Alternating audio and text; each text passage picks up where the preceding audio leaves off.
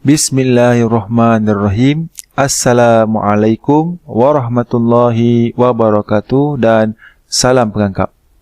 Yang dihormati dan bijaksana para urustia dan warga maya yang menonton. Alhamdulillah, syukur pada Allah Subhanahu wa taala. Selawat dan salam ke atas baginda Nabi Muhammad sallallahu alaihi wasallam. Insya-Allah pada hari ini kami akan membentang projek kami yang bertajuk Keberkesanan Papan Pelangi dalam program Pendidikan Khas Integrasi untuk subjek Pendidikan Islam. Antara yang akan dibincangkan insya-Allah adalah 1. Masalah isu semasa murid berkeperluan khas. 2. Sokongan kajian yang lepas. 3. Objektif. 4. Penerangan projek. 5. Elemen signifikan. 6. Hasil dapatan dan impak. 7. Kesimpulan. Sebelum memulakan pembentangan projek inovasi, saya ingin membawa tuan-tuan, puan-puan kepada 2 isu pokok yang perlu kita fikir dan tangani bersama.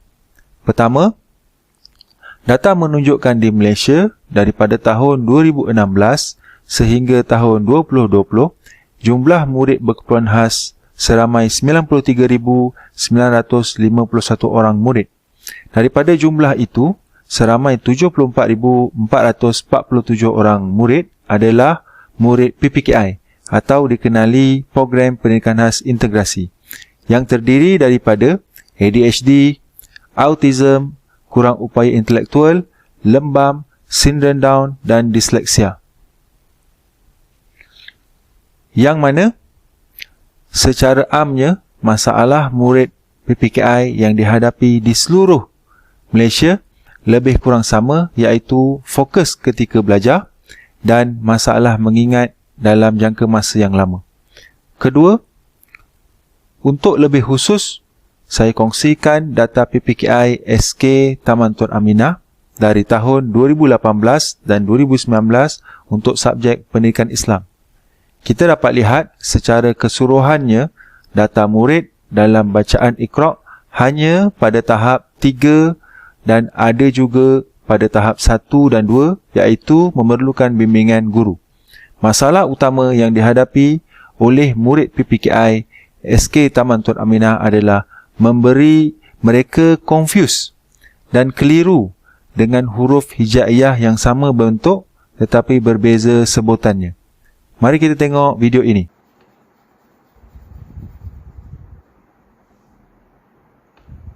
Nak buat macam mana ni?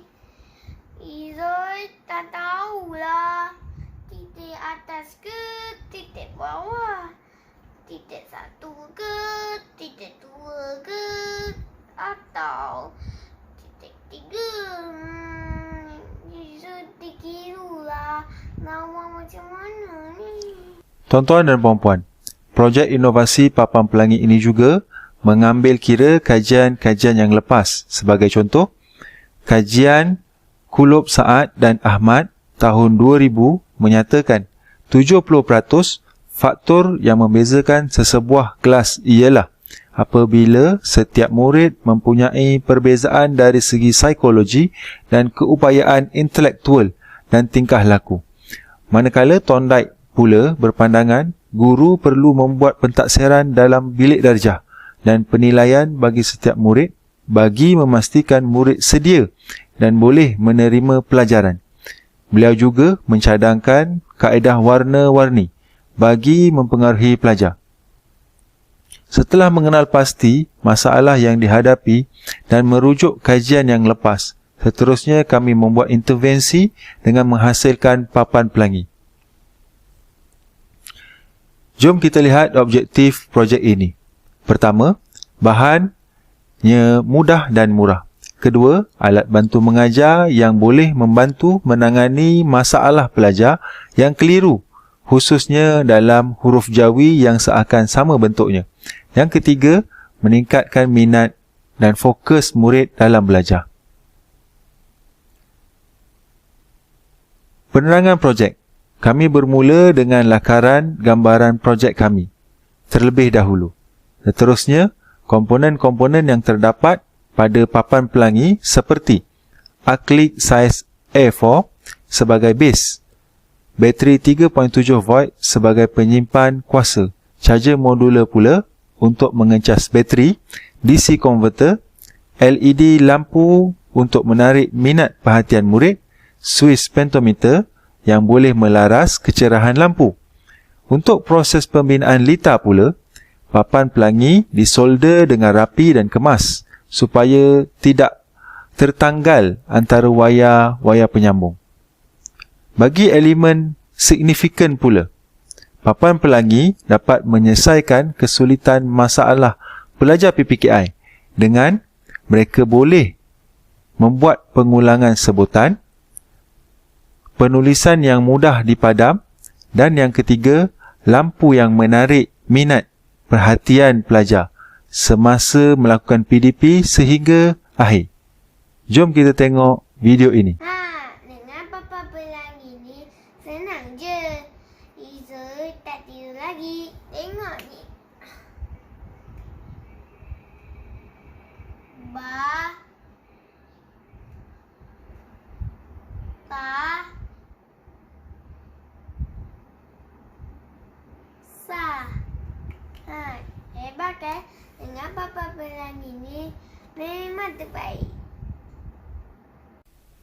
Proses ini akan membantu murid berkeperluan khas memperolehi keupayaan pemahaman dengan melakukan proses berulang-ulang kali bentuk lisan semasa menyebut huruf yang seakan sama.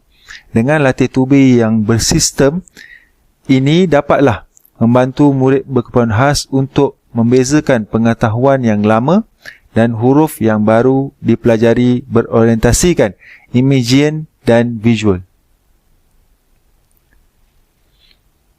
Hasil dapatan atau impak untuk maklumat kita semua, papan pelangi telah diuji rintis pada 10 orang di kalangan pelajar yang boleh menyebut.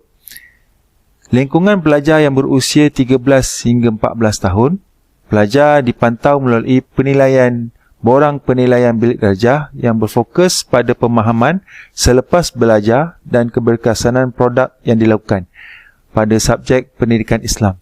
Alhamdulillah, hasilnya terdapat peningkatan yang signifikan terhadap pencapaian pelajar, majoriti mendapat pencapaian tahap 3 dan 4. Alhamdulillah. Selain itu juga, papan pelangi mempunyai keistimewaan merentas subjek. Ia juga telah digunakan untuk subjek lain di PPKI SK Taman Tun Aminah seperti Bahasa Melayu dan yang kedua subjek Pendidikan Seni Visual. Ini kerana menurut guru subjek berkenaan, papan pelangi sangat sesuai dengan subjek tersebut kerana mudah dipadam dan boleh ditulis dengan ruangnya yang besar dan selesa. Sebagai tambahan, papan pelangi menggunakan komponen yang mudah didapati dan menggunakan skrin komputer yang kita kitar semula dan mempunyai ciri-ciri tahan lasak yang boleh dibawa ke mana-mana. Bagi tujuan pemasaran, kami menjual sebuah papan pelangi dengan harga RM40. Sebagai kesimpulan, papan pelangi direka untuk komponen teknologi terkini dalam bentuk bahan bantu mengajar yang sesuai dengan peredaran zaman, juga mampu menarik minat murid berkeperluan khas serta mencapai objektif kajian. Selain itu juga, papan pelangi direka dengan alat yang murah dan mudah didapati, di samping kualiti yang tahan lasak sesuai dengan murid berkeperluan khas. Sekian, itu saja. Terima kasih.